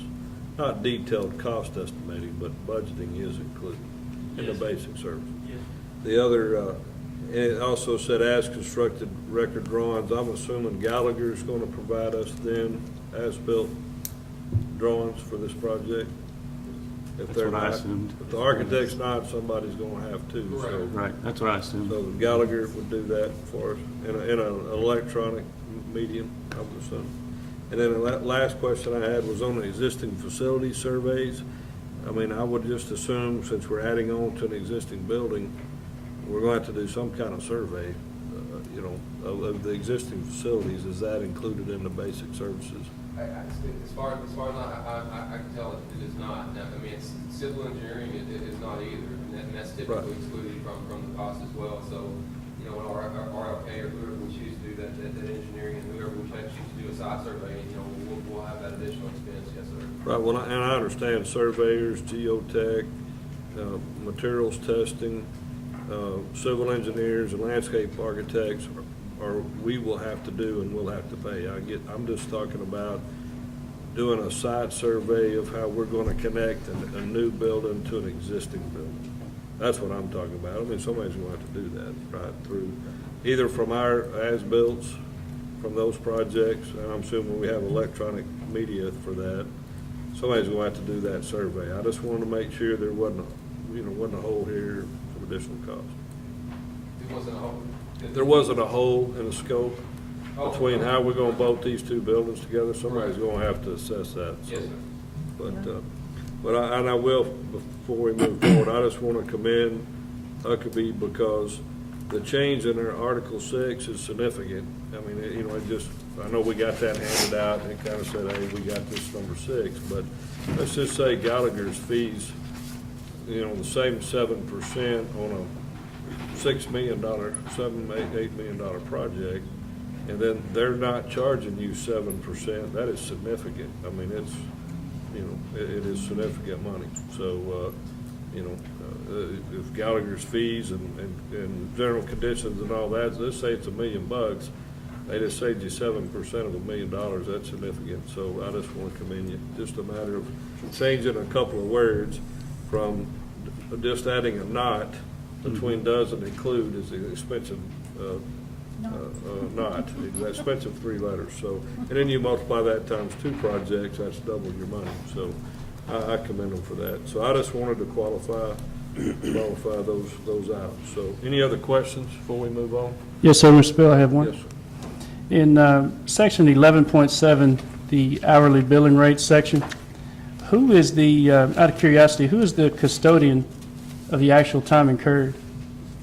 So, I mean, what generally happens, you know, as far as for the architects, part of their contract, when they bill for it, I mean, they're gonna, once they get to a point to, you know, whether it's the schematic design, when it's complete, they're gonna send us, throughout the project, maybe over the next, you know, few months, what percent that they feel like they're completing that progress. And we're gonna be, you know, here at the district, we're gonna be assessing whether we agree with that. And certainly, we've got a good relationship already established with these guys. And if there's something that we don't feel is appropriate, and we feel like the percent ought to be reduced at that point, I'm certain that we can work through that process. But I think the short answer to your question is, we're going to be managing that part of it internally with, you know, what amount's appropriate and what we're going to be paying these guys over the life of the contract. Understood. Thank you. Which is basically what we do with our lawyers every month. You know, they send their bill and we concur that, yes, we did talk to them on the phone for 30 minutes. And So there's a reconciliation process on both sides? yeah. Excellent. Thank you. And these hourly rates for an architect, they're not going to be billed unless you're asking to provide services over and above what's included on 4.1. Right. Okay. So, any other questions? Hearing none at this time, Chair would entertain a motion concerning the approval of the contract with Huckabee Incorporated. So moved. Got a motion by Mr. White. Is there a second? Second. Second, Mr. Andrews. Got a motion and a second. Any discussion? Hearing none, call for a vote. All in favor say aye. Aye. All opposed? Motion carries. Thank you, Mr. Chase. This concludes the John Chase show for our school board meeting tonight. So we'll move on and recognize Ms. Morsack under item E, consideration of possible approval of Ellen Brooks West Memorial Library Board updated bylaws. Ms. Morsack, she's our Chief of Information and Innovation Services. Thank you, Mr. Bell. As you're aware, we have a joint library with the city and the school district at Housing 20 High School. The August 24th board meeting for the library board, they updated their bylaws, and you have a copy of those updated bylaws in front of you. We are asking that the board will approve those bylaws. If they're approved by the board, they will go to the city for their approval as well. That's all I got. All right. We have a recommendation from Mr. Williams concerning this updated bylaws approval. Yes, I personally worked with them on these bylaws. They were in need of being updated. They hadn't been updated in a long time. And the city also was at the meeting, and together we worked out these new bylaws. So I'd like to ask our board to approve these as presented, and then they'll take them to the city and ask the city to do the same. Gotcha. So we have a recommendation, and Ms. McWilliams made it quite personal. She worked on these herself, so I would expect she'd take it personal, whatever decision we have to make. So with that said, I would entertain a motion concerning the bylaws. Let's make a motion, we approve. There you go. We got a motion by Mr. Ferris. Is there a second? Second. Second. Mr. Johnson, I have a motion and a second. Any discussion? Hearing none, call for vote. All in favor say aye. Aye. All opposed? Motion carries. Moving on to item F, consideration possible approval of Ellen Brooks West Memorial Library Board appointment. Ms. Morsack's going to give us a recommendation. As Mr. Bell, board, the school district appoints a member to the board. They run a 2-year term. Place 1 is currently held by Ms. Lauren Jackson. She she has expressed her desire to serve another term, and so we are asking that she be renewed for a new three-year term and place one on the library board. All right, we have a recommendation concerning Ms. Jackson. Ms. McWilliams, you have a recommendation? Yes, sir. She's a delight to work with and has come to every board meeting that they have had. I don't think she's missed a single one, and would like to continue to serve on the library board, and I'd like to ask the board to approve that recommendation. All right, we have a recommendation concerning Ms. Jackson or administration. Is there any questions? Hearing none, the chair would entertain a motion. I make a motion the board approve the appointment of Lauren Jackson to fill the Forney ISD place number 1. Motion, Mr. Andrews. Is there a second? Second. Second, Mr. Regan. Got a motion and a second. Any discussion? Hearing none, call for the vote. All in favor say aye. Aye. All opposed? Motion carries. Going to item G, consideration of possible approval of instructional positions. This time the chair would recognize Dr. Justin Terry, our deputy superintendent. Thank you, Dr. Mr. Terry? Bell. Although we did set our budget earlier this year with all of our new positions, we are coming to you tonight to ask for 2 additional 8 positions to really support our college and career readiness programs, one for each of our high schools. We're confident in our budget. We do have an increase of, we started our budgeting cycle with about 10,090 students and projecting on that. We're already up to 10,149. So we feel very comfortable with these asks within our budget constraints. Okay, we have a recommendation from Dr. Terry concerning these instructional positions. This time, Chair would ask Ms. McWilliams for her recommendation. Yes, sir. I'd like to ask the board to approve these positions as presented. Do we have a recommendation to approve the positions? Any discussion or questions? Hearing none, at this time, the chair would entertain a motion. So moved. Motion, Mr. Johnson. Is there a second? Second. Mr. White, motion and a second. Any discussion? Hearing none, call for a vote. All in favor say aye. Aye. All opposed? Motion carries. Moving on to item H, consideration of possible action concerning the scope of work to Ray and Smith Elementary Schools. This time, the chair would recognize Ms. Suzanne McWilliams, our superintendent. Thank you, Mr. Bell. You just got an update on our master planning process, and during that planning process, we were working with, we brought in a lot of professionals to help us during that. We have our Live Oak Financials, Gallagher Construction, Huckabee Architects, and the City of Forney. The city manager was on our design team, and throughout the whole process, we consulted with them on various things. And as we were beginning our planning, Huckabee brought it to our attention that there is a new 2015 International Building Code, and that this building code requires that storm shelters have to comply with what's called ICC 500 standards for design and construction of storm shelters.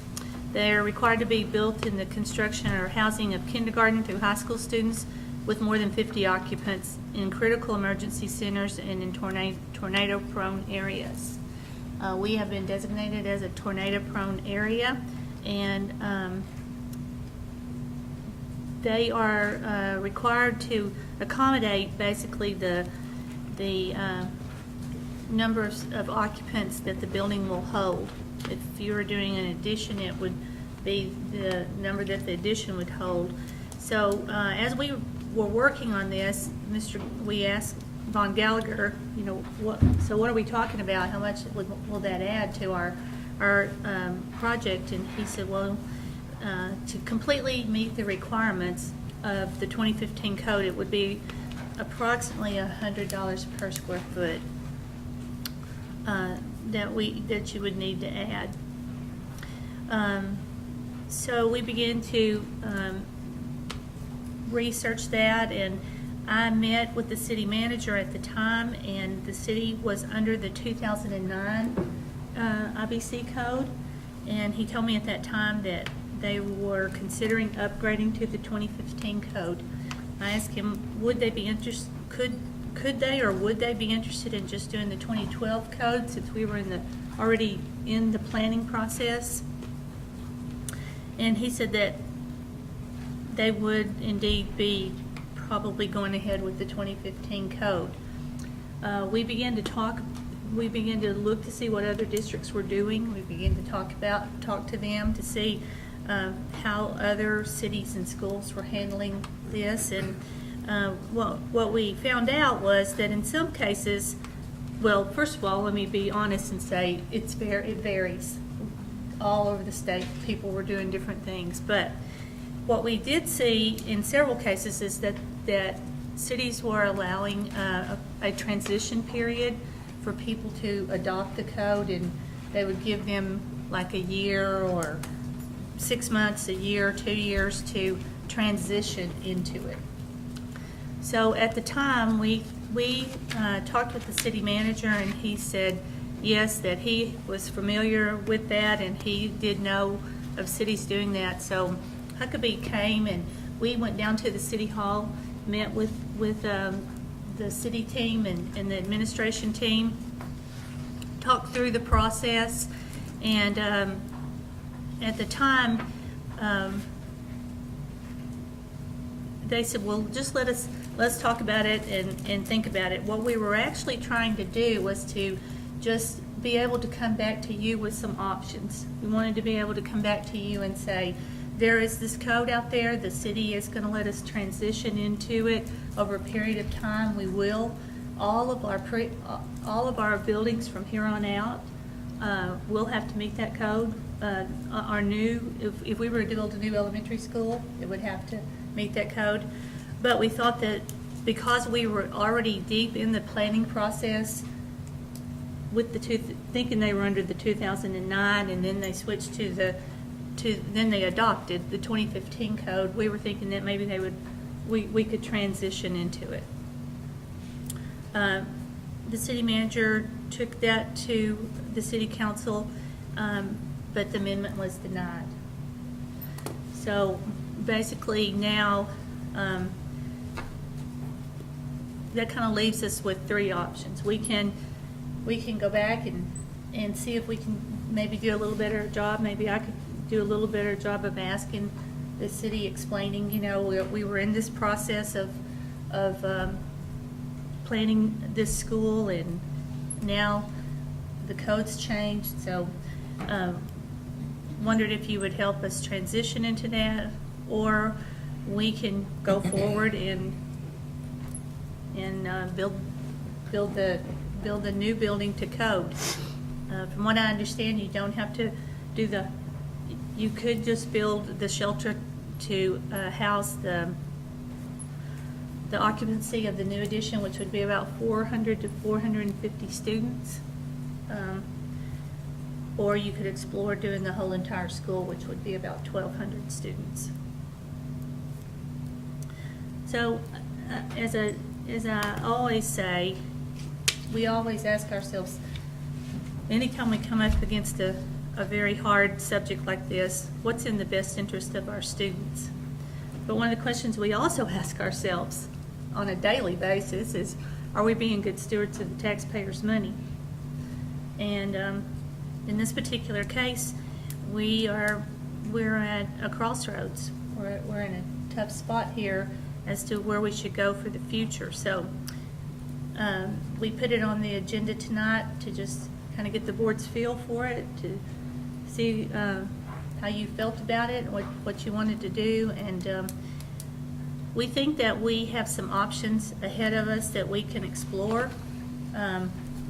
We just haven't had time to explore them deeply yet, because this just happened last Tuesday. Mr. Bell? All right, so with that said, I would open it up for discussion. I mean, obviously, and Susie and I talked a lot about this in the last few days, and we just don't get very many philosophical decisions. Do we want 5th and 6th grade, a 5th and 6th grade model with a K through 4, 5th and 6th? We made that decision. Or 40 Focus 2.0, or student uniforms, or discipline. You going to paddle them or not paddle them? That's coming back. Matter of fact, I think I heard of Three Rivers School District added that back, either that or Freer somewhere down there in the south. But anyway, Those are philosophical decisions. It's not coming back before you. I understand. Yeah, we don't want to fight that battle. We got to know.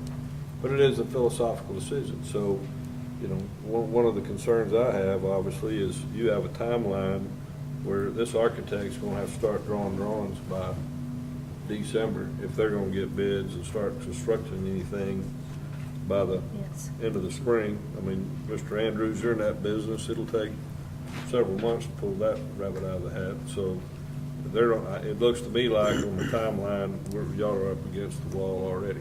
And so, you know, with the city denying this issue and with, you know what the options are. So I would open it up to hear from the board what your thoughts are, and then we'll go from there. Well, I mean, Mr. Bell, I got one question. Sure. Ms. McWilliams, during public deliberations of the agenda item at City Hall, what was the reason given for the denial? I don't know. I asked the city manager if I needed to be present at the meeting, or did I need to make the presentation, or Mr. Bell? And he said no. He felt like it was no big deal, and he didn't think that we needed to be there, so I don't know the answer to that. Okay.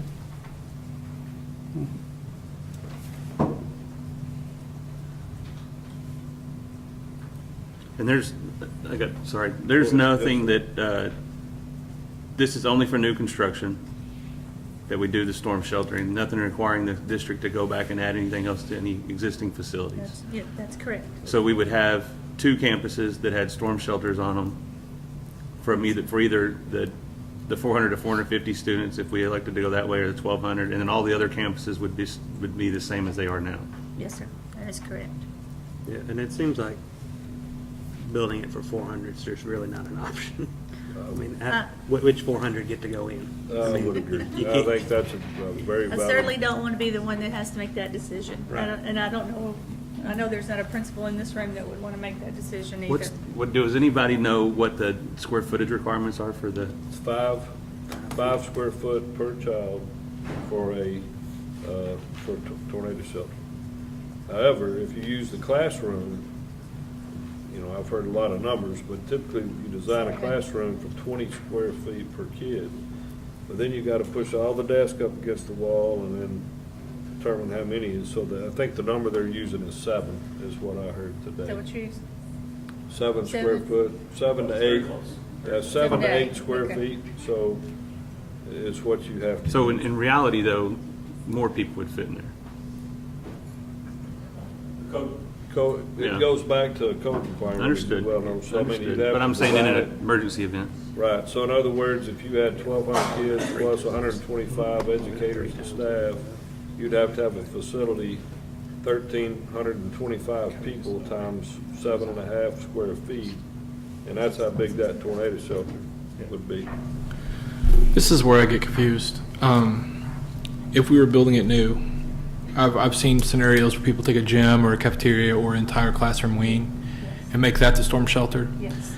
So this is we're adding on to the buildings, but really I assume that the storm shelter would be one of those 3 facilities turned into a storm shelter, right? Not a separate standalone gymnasium type, you know, right? So that's some of the options we've explored. Yes. Okay. So making, you know, a gym area, a multi-purpose room, but it would be part of that, of the add-on. But but if you did that, you could use the 5 and you could make it more cost-effective that way. You guys want to add to that? Gary, you want to add to that? If I could clarify. Sure. So you would not want to retrofit an existing gymnasium for a lot of reasons. Right. So just to clarify, if you're doing an addition, you do a gymnasium addition, Right. that would be a logical thing to make a shelter for the 1,200 students plus staff that you would need to by code. That's right. Because you end up with a concrete roof. We at Intex have done several of these. Matter of fact, we just finished 2 in Lancaster. Matter of fact, y'all were the architects. That's a concrete roof, you know, so you can either do a tilt-up building Right. or it's poured concrete, but you have a concrete roof, because you gotta, and you can't have a Suburban going through the wall with a F5 tornado. That's the rest of the story, so, yeah, it's, That's why I don't understand this law applying to our project, you know, because I could understand new construction, you can design it that way, but it's so, I mean, we're in a really hard spot to take Ray, and that's what I'm interested in, how we're gonna do that, you know. Because in our current scaled-down plan doesn't include a new gym, right? well, it didn't, that's Right. correct. I mean, that would be You're exactly changing the correct. plan as well. John, I'll answer your question, I've been in the construction business almost 40 years, and it defies logic with some of the codes. You gotta also remember the people that manufacture the products, legislating to get these things into the code, whether it's fire sprinklers or fire alarms or tornado shelters or pick something, it just generates revenue. So that's the highest level of thinking, is to do that through legislative processes.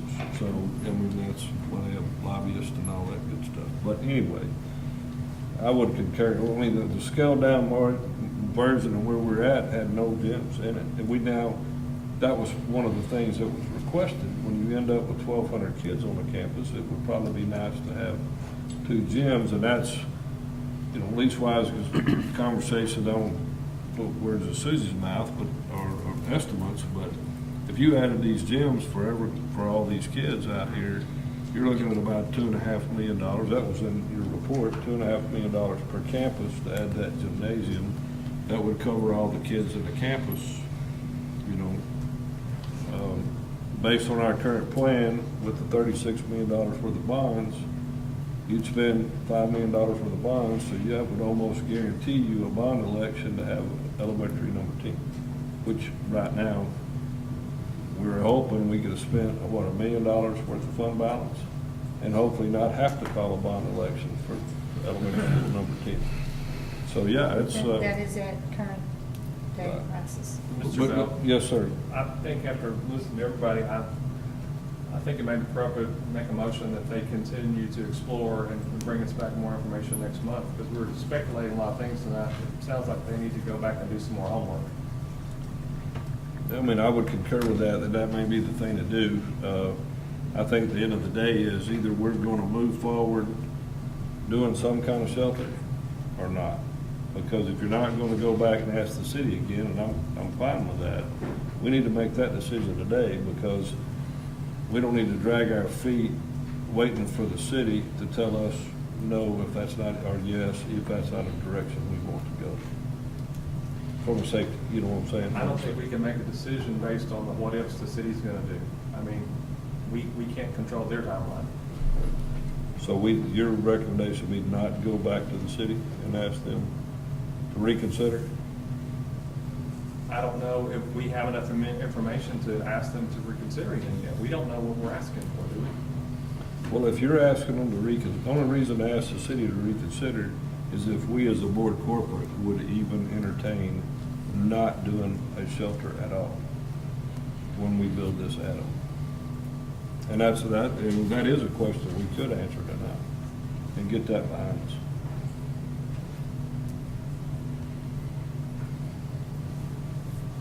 Well, we could go back to the city and ask the question, so that if we get an answer, then we have a choice. That's We either right. go with the waiver or we don't go with the waiver. That's true. And right now, we don't know which choice we have. That's right.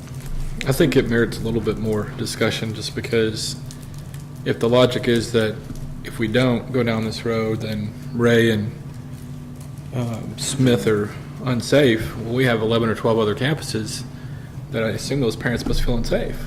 I mean, you can't say that it's dangerous not to do it at those campuses and not talk about the bigger picture. So, I don't know. My kids are at high school in Claiborne, and I feel safe as a parent before this code came out. So, I don't know. I'd be curious to see what the city This would say. code came out in 2015, and Forney just now adopted it, so.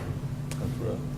Well, some school districts and cities are on 09 code or 05 code, or Right.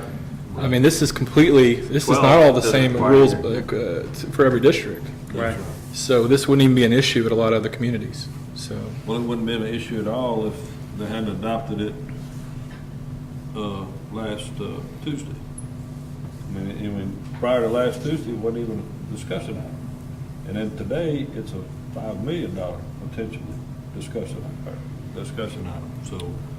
Or 5 million plus 11 more campuses. Well, exactly. And so $30 or $40 million discussion. So then you sit here and talk about it philosophically and say, okay, if you're gonna do 14 campuses, well, you're gonna have to call a bond election to do that. And today, we don't have the capacity, we can't meet a 50-cent test. Right. The Attorney General told us so. Let me Enough clarify, bonds this to is do not 14. just building comes from schools, it's for any Correct. structure that would come to the city, correct? No. No. Only for a school It's or called a a- government. The 2015 code is applicable to all What's the construction, actual but term just on that, it? just the storm shelter portion is just for.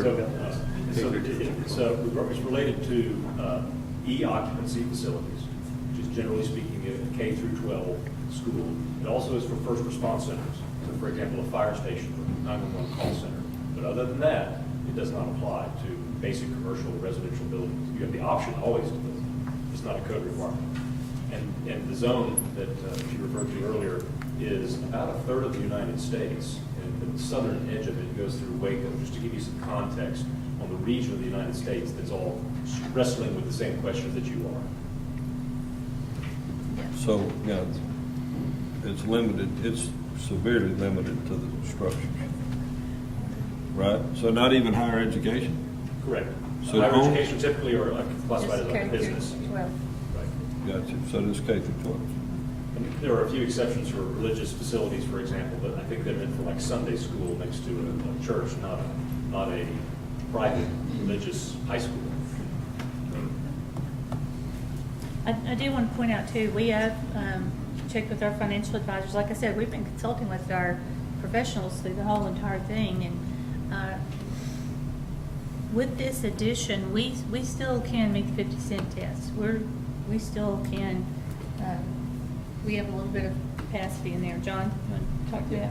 So one of the things that we pointed out that the legislature did back in July in a special session was that they actually kicked school districts like us a little bit of additional revenue through that EDA formula. So, I mean, it's you know, they say they will equalize it to 40 cents, and I think that remains to be seen whether or not they're going to, because they set a sum certain in the version how much that they would actually allow for that. So if they can't afford to equalize it to 40 cents or $40 per penny per pupil, they might scale it back to, let's say, 38. Right now it's 35. So we are going to get a little bit of additional state aid in that category. So if we were able to generate an additional couple of cents of capacity with that, plus in order to meet that 50-cent test, you can do one of two things. You can just say, okay, what is our tax rate this year? Leave our growth rate flat and just project our tax rate out forever. And can you meet your 50? Can you levy a tax of 50 cents and still meet all your bonding obligations through every single year? And the answer to that is no, we can't. But in order to prove to them or pass that calculation, what they allow you to do is they allow you to pledge Tier 1 funds in an amount certain to equal the amount of the shortfall that you have. So that's number one. Number two, if you can get a certified appraiser to certify what your appraised values will be over the next 5 years, they'll allow you to put some growth into that model to maybe lessen that Tier 1 pledge. But even with all this being said, I mean, we're still going to be really up close to the line of 50 cents in that 24, 25, 26 time frame. I mean, unless our property values go up, 15% over the next 5 years. And so, that's not what we've been modeling. We've been modeling about 4% to kind of be more in line with our student growth, because the 15% growth rate is not going to be sustained forever. It's just not. But over time, the average, 4% may be conservative, but and I'm not sitting up here advocating for more debt. I'm just saying, is it possible for us to levy $18 million? It's possible, and whether or not it's something the board wants to grapple with and do. That'd be something that we'd have to discuss, but that's the long and the short of it. We will always use conservative figures in all of our planning. even if it doesn't, if it's not the best case scenario, we've been down that road before. We're not gonna do that again. We've had previous people didn't use quite as conservative figures, and we're gonna always use conservative figures in everything. Yes, well, I mean, like I said, my question or point was earlier, you know, would we consider, if we had the latitude and had a phased-in adoption of this code, would we consider doing these add-ons without a tornado shelter? I mean, that's the first question, because if you would, then if we would, and that's a consensus of this board to do that, then you ask the city if they'll reconsider their decision. If that's not an option, then there's no sense of wasting that time for Susie to tee it up, for them to put it on an agenda, and then for that to get whatever traction it gets and whatever vote it ends up, however that falls. We didn't have much traction last time. Yeah, it was a 6-1 vote to deny. Really? That's exactly right. So you're gonna have to convince 4 people, so, this, it's just a product of the majority, so. And we haven't had much time to explore all the different possibilities of what we could possibly do. We haven't had an opportunity to put the numbers to it. I mean, it just happened on Tuesday, so we've been working.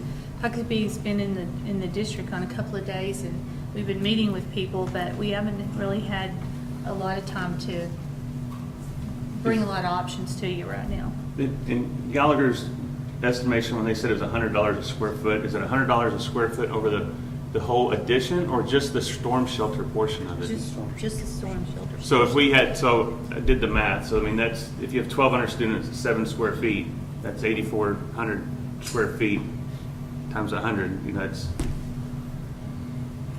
less than $2.5 million. But that's why we're trying to use a facility where you'd use 5 instead of 7.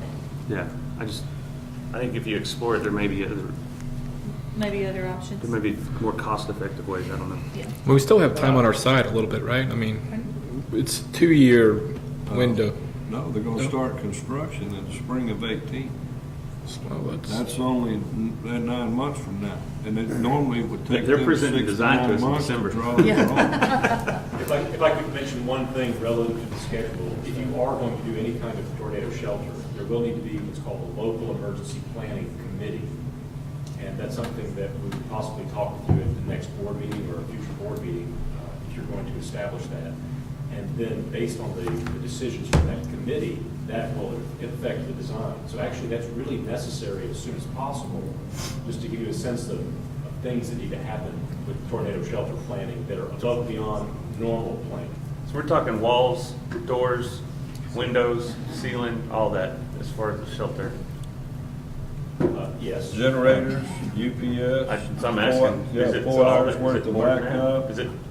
It's a huge process. It's not just structures? So, yeah, it's not just structure. You have to have restrooms with sinks, a certain number inside the shelter perimeter. You have to have natural or mechanical ventilation. And there are a lot of challenges with mechanical ventilation, so people are doing natural, which means you have to have a low opening and a high opening. Anything greater than a 2-inch diameter penetration in the envelope has to be protected so that the debris can ricochet twice. You have to have at least 2 hours of backup power. You have to have sanitary sewer storage, water storage, potable water storage. It's a lot of things. You have to have first aid kit. We have a shelter control room where a lot of these things are typically automated. And we talk about those things with the local emergency planning committee for this district because the code says so much, but then you also have to think about the daily administration of all the needs of your children. If your children have oxygen tanks and they need supply of power for those, these kinds of things, very detailed level, need to be coordinated. So there's a lot of work to be done if we are doing a shelter. So I mean, that's information, I would assume, and I don't know, I wasn't at the meeting on Tuesday, but that's information that the city probably didn't have when they made their decision. They did not. They didn't get it. That's what I'm saying. And I read with it. If you take the 1,200 plus the 125, and even at 5 square foot per kid, And the $100 is in addition to the $220 for the base project. So you multiply it times $320 a foot, it's $2.2 million to provide that facility at each location. So I mean, once again, it's a $5 million difference. But, okay, you're talking about if we add in a new addition. It wasn't planned on. That's correct. You're looking at probably $1 million a school just to take part of the existing square footage that's already planned to turn that into storm shelter. But I mean, I don't know, that's cost, I mean, I heard him say it's cost to prove. To give you some context, because this might help, typical practice gymnasium for a building like this could be designed to hold about 1,300 plus students. And if you take 1,200 students plus the staff, you're looking at about that range of students. And I believe we've already sent Gallagher some drawings so that they can start to look at what they think the cost impact of that would be for that specific arrangement as one of the scenarios that we're looking at, just to give you some context. If we don't make a decision tonight, is your timeline thrown off? Or what? Well, I think that if you want to pursue a variance, I think that it would be in the best interest of the district that you make a decision on that tonight. If you are not going to pursue a variance, and your direction is to proceed with that assumption that you're not pursuing a variance, then I think that the next thing for you to do would be to establish a local emergency planning committee, because you will be designing a shelter at some point in the district's future. And then, once that's established, we can get our arms around the options and then take those back to you. So I think if you're not doing a variance, I think we would have our marching orders, fair to say. Mr. Bell? Yes. Sir, with everything that's kind of been discussed and come to light tonight, the complexity of the situation is pretty high.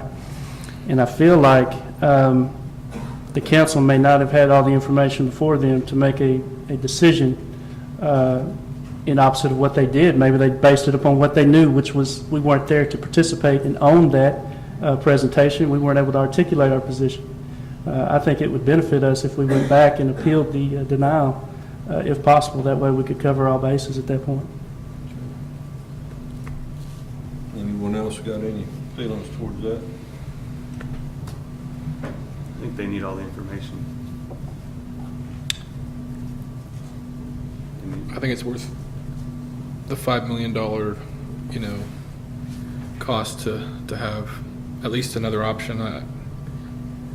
We're not going to build another school for quite some time, so this is quite a monkey wrench in our budget and our plan, and I think I agree with Scott.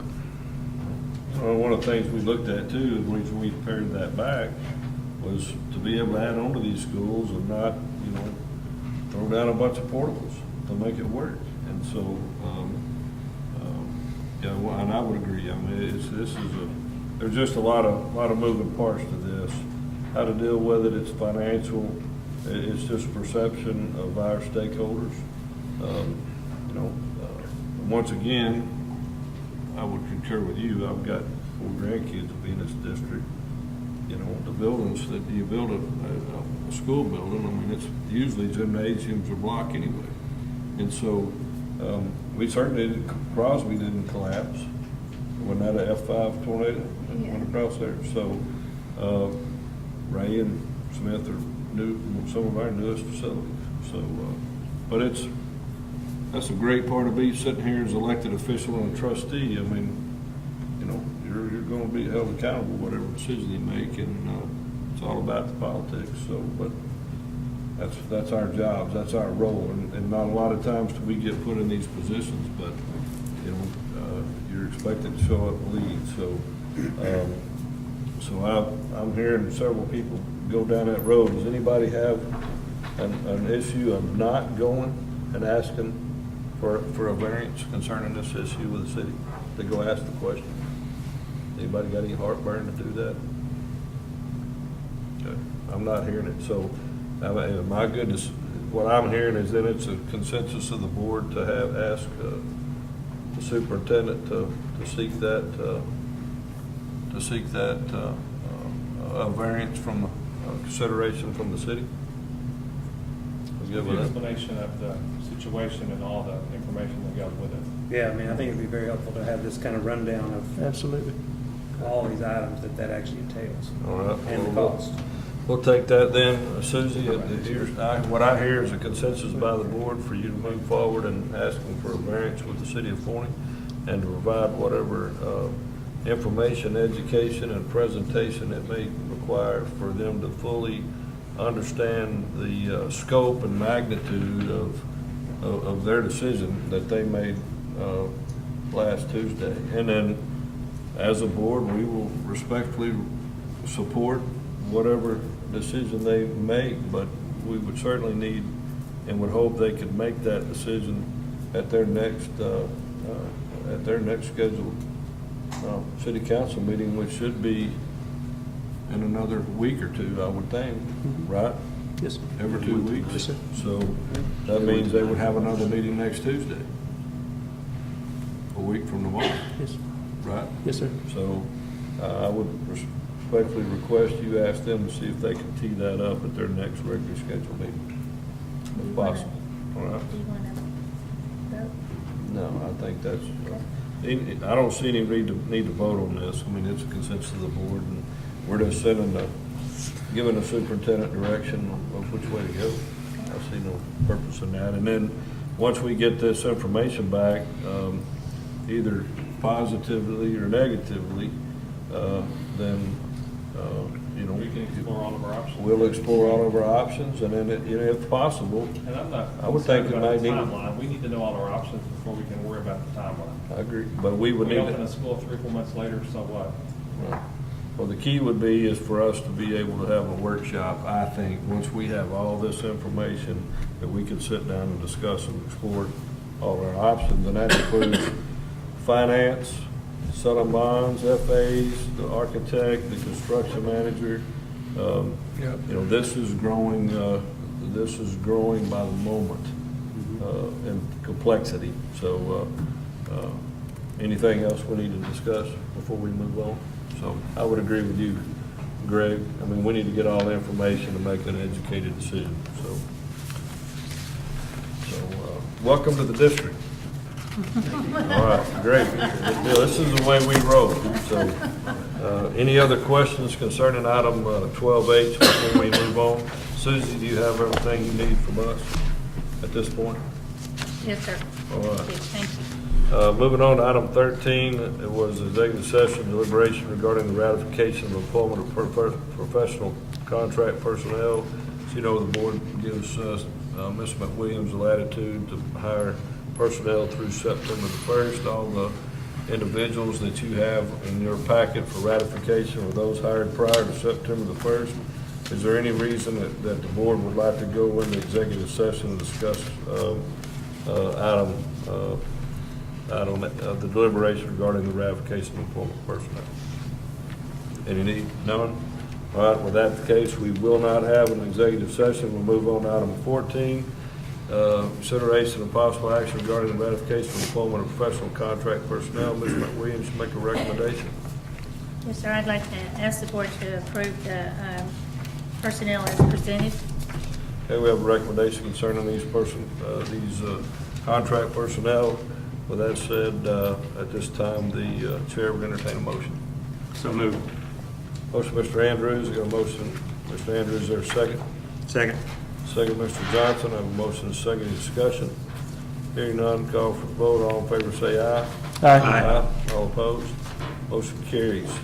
Moving on to item 15, announcements. Our future board meeting is Monday, October the 2nd, 6:30 p.m. And again on Monday, November the 6th, 6:30 p.m. Our TAXABLE convention is Friday, October the 6th through Sunday, October the 8th at the Dallas Convention Center. We will have a fall break, October the 16th through the 20th.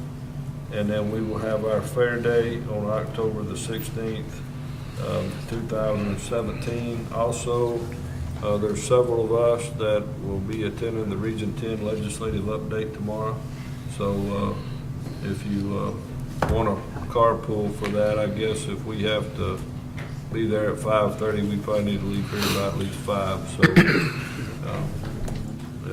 if you want to carpool, you can see me afterwards, because I'm one of the folks that are going. Any other announcements before we adjourn? Just, we have some invitations for the TAXABLE convention. Yeah, yeah, you've had 3 different invitations while you're at the convention. They're in front of you. They've been passed out, so you can look through those and decide which one of those you might want to attend. And Mr. Bell, I wanted to check calendars for November the 2nd for our tentative Team of 8 training. If that, wanted to see if that date works. November the 2nd, November the 2nd, yes. Team of 8 training. I'm good. We are a little limited on some of the dates for some of the activities. So that's one of the things that came up that was good for everyone, so hopefully it's good. 6:30 p.m. 3-hour training, right? So 9:30. Okay, Team of 8. Everybody good with November the 2nd? Yes, sir. Here at Administration Building? Yes, sir. All right, sounds like Here, yeah. you guys did good. 6:30 p.m. on November the 2nd. If there's no other announcements, it's 8:39 p.m. and we stand adjourned. Thank you. Thank you.